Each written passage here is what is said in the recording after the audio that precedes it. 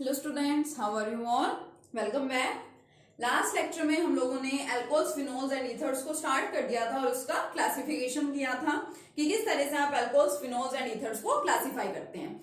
आज हम लोग डिस्कस करेंगे इनके नॉमेनक्लेचर के बारे में कि किस तरह से हम अल्कोहल्स, फिनोल्स एंड ईथर्स का नॉमेनक्लेचर करते हैं, इनका नाम लिखते हैं। ठीक है, तो वन बाय वन इनको स्टडी करते हैं। सबसे पहले बात कर लेते हैं अल्कोहल्स की। ठीक है, सबसे पहले किसका नॉमेनक्लेचर पढ़ रहे हैं? अल्कोहल्स का। तो ये तो आप लोग जानते ही हैं कि जो सब्सटेंसेस हैं उनके दो टाइप के नेम्स होते हैं। एक होते हैं उनके कॉमन नेम्स, ठीक है, और दूसरे क्या होते हैं उनके IUPAC, international union of pure and applied chemistry. ठीक है, इसकी फुल फॉर्म भी ध्यान होनी ही चाहिए आपको। IUPAC नेम्स हैं।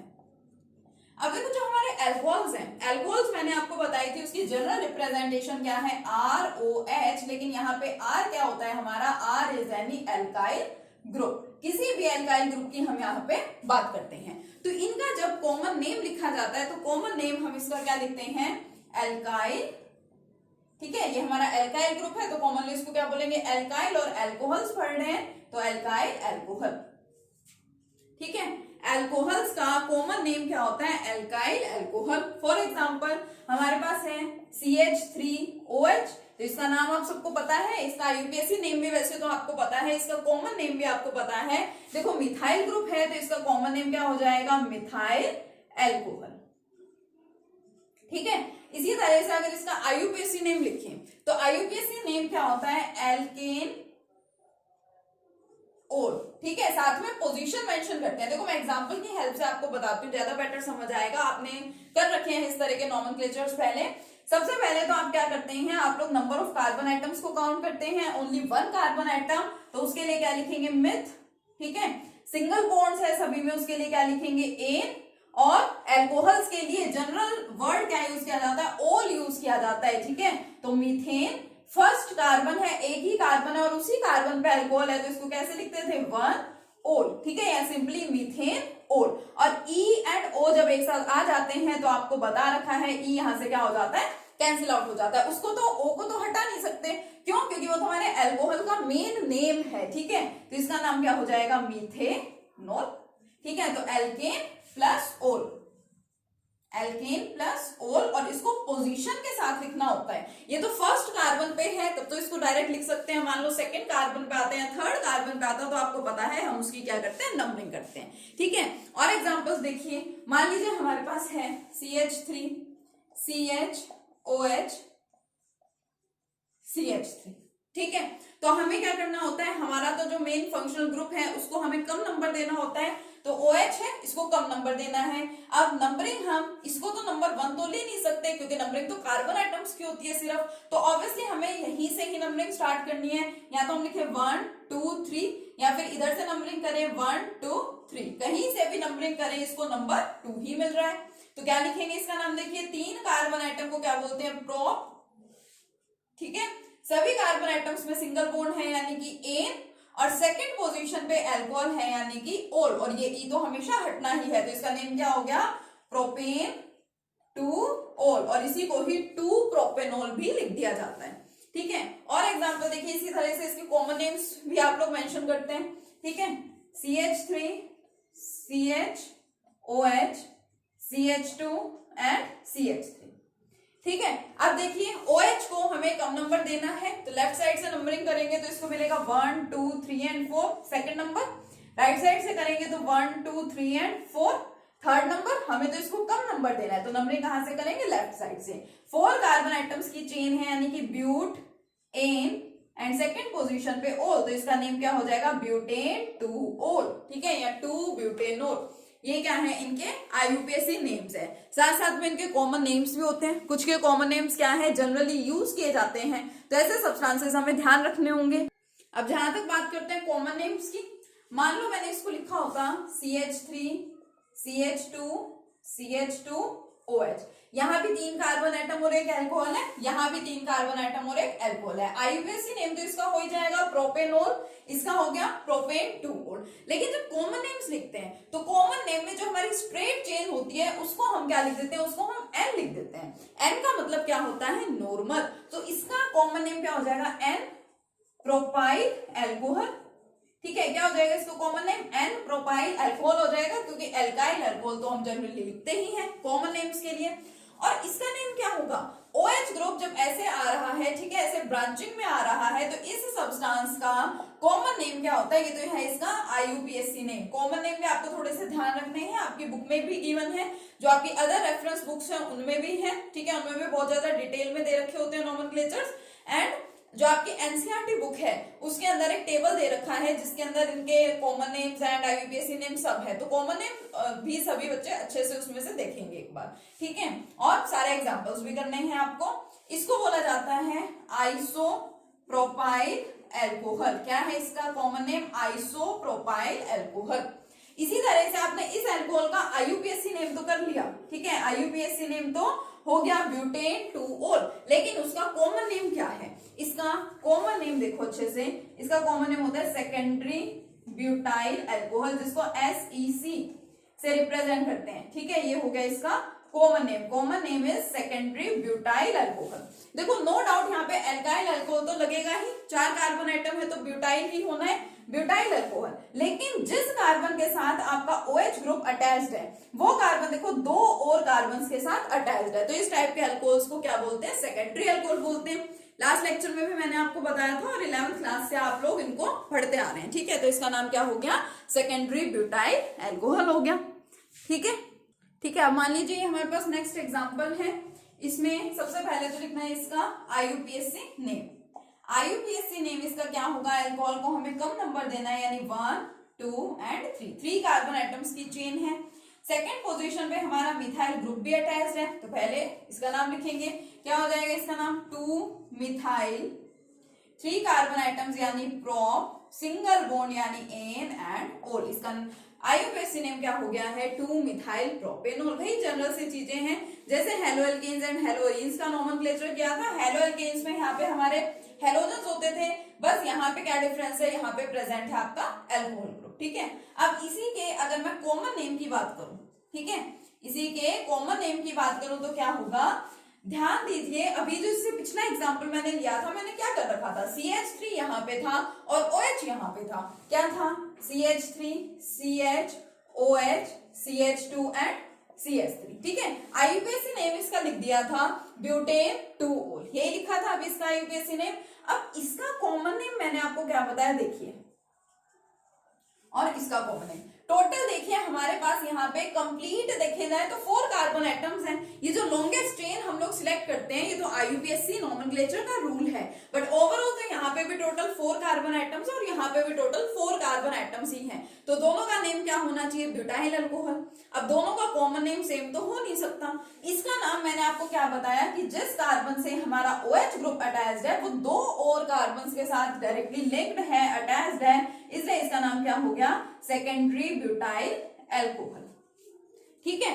और इसका कॉमन नेम क्या होगा, ब्यूटाइल अल्कोहल तो है, लेकिन देखिए यहाँ पे जो अल्कोहल है, ठीक है, ये जब जस्ट कॉर्नर में जब हमारे अल्कोहल्स ग्रुप आ जाते हैं, टर्मिनल पोजीशंस पे जब अल्कोहल्स आ जाते हैं तो उसको क्या लिखते हैं हम लोग, आइसो ब्यूटाइल अल्कोहल। क्या बोल देंगे इसको, आइसो ब्यूटाइल अल्कोहल बोल देंगे, ठीक है। स्ट्रेट चेन में होता अगर CH3, CH2, CH2, CH2 and OH, straight chain में है, बिल्कुल कोई ब्रांचिंग नहीं है, तो इसको हम लोग क्या बोलते हैं, एन ब्यूटाइल अल्कोहल, ठीक है। कॉमन नेम्स को आपको स्पेशली ध्यान रखना है कि कैसे लिखेंगे, ठीक है। IUPAC नेम्स जो लिखते हैं उसको लिखने में कुछ खास प्रॉब्लम नहीं होती, क्योंकि उनके तो क्या होते हैं, पर्टिकुलर रूल्स होते हैं जिसको आप इजीली लिख लेते हैं, ठीक है। इसी तरह से मान लो एक एग्जांपल और देती हूँ आपको, सपोज हमारे पास क्या है, ये carbon OH, CH3, CH3 and CH3, IUPAC name इसका भी लिख देंगे रूल के अकॉर्डिंगली,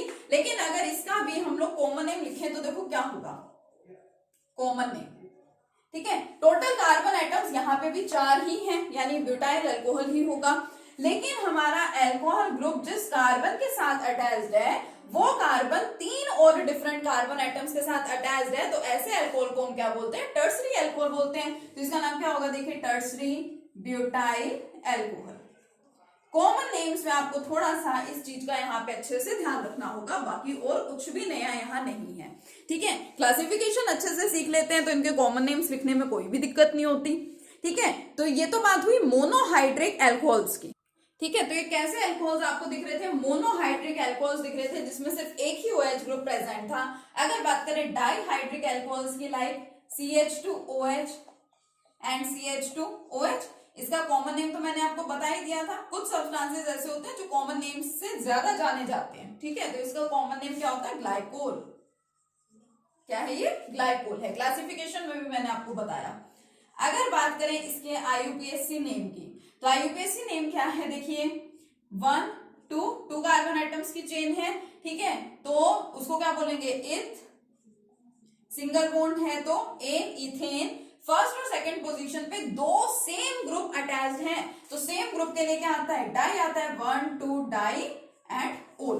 इस केस में यहां से ई नहीं हटता था। क्यों? क्योंकि ई और ओ के बीच में तो डी एंड आई प्रेजेंट है। ठीक है, तो इसका नेम क्या हो जाएगा? Ethane 1 2 diol. इसी तरह से अगर बात करें हम लोग, देखो इसको ऐसे भी लिखा मिलेगा ये आपको, CH2 CH2 OH OH।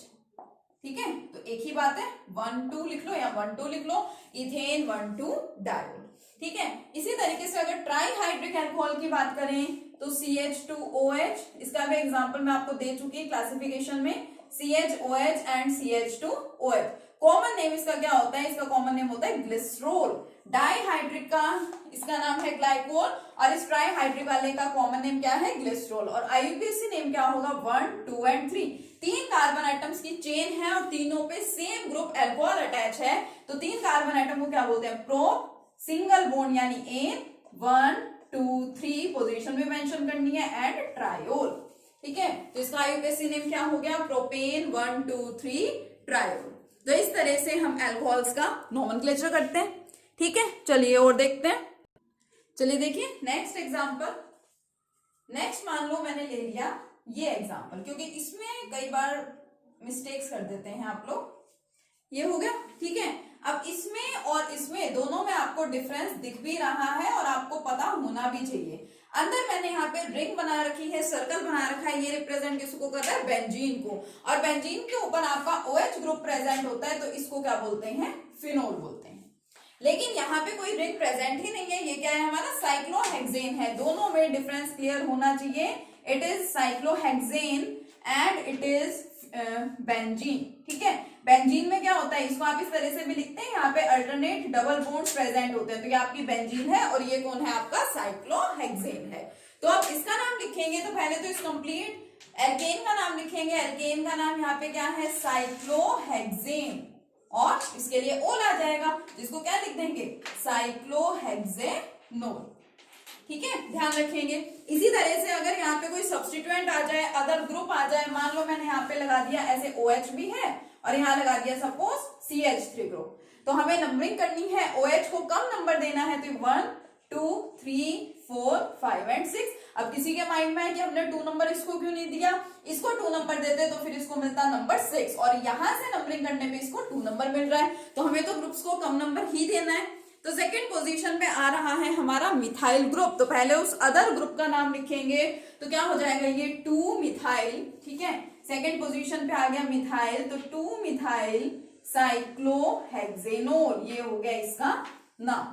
ठीक है, बेंजीन के ऊपर OH अगर आ रहा है तो फिर उसका नाम क्या है? फिनोल है। अब देखिए, मान लो यहाँ पे तो मैंने साइक्लोहेक्सेन के साथ मिथाइल ग्रुप लगा दिया।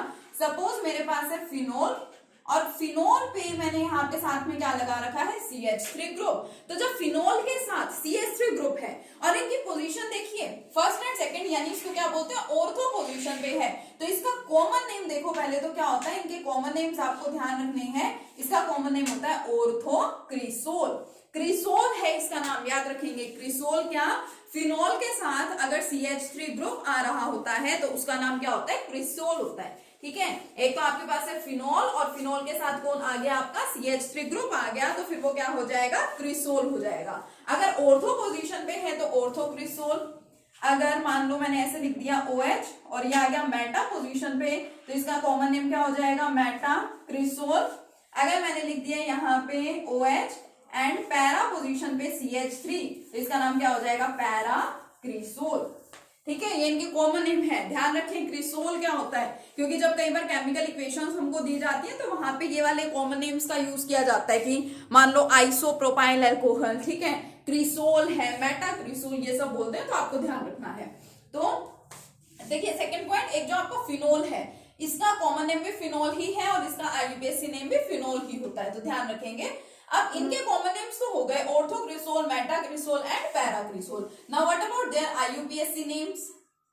अगर इनके आईयूपीएसी नेम्स की बात करें तो सेकंड पोजीशन पे मिथाइल एंड फिनोल है, ये कंप्लीट, तो इसका नाम क्या हो गया, 2 मिथाइल फिनोल। ये इधर थर्ड पोजीशन पे आ रहा है तो 3 मिथाइल फिनोल, और इसका नेम क्या हो गया, 4 मिथाइल फिनोल। ठीक है, अभी मैंने आपको बताया OH के साथ CH3 ग्रुप के बारे में। अब मान लीजिए मेरे पास दो OH ग्रुप अगर बेंजीन रिंग के ऊपर आ जाए तो फिर उसको क्या लिखेंगे? देखिए अब मान लीजिए आपके पास है बेंजीन रिंग और उस बेंजीन रिंग पे आ गए दो आपके एल्कोहल ग्रुप्स। ये है बेंजीन, यहाँ पे एल्कोहल, OH ग्रुप, यहाँ पे OH ग्रुप, ठीक है, ऑर्थो पोजीशन पे।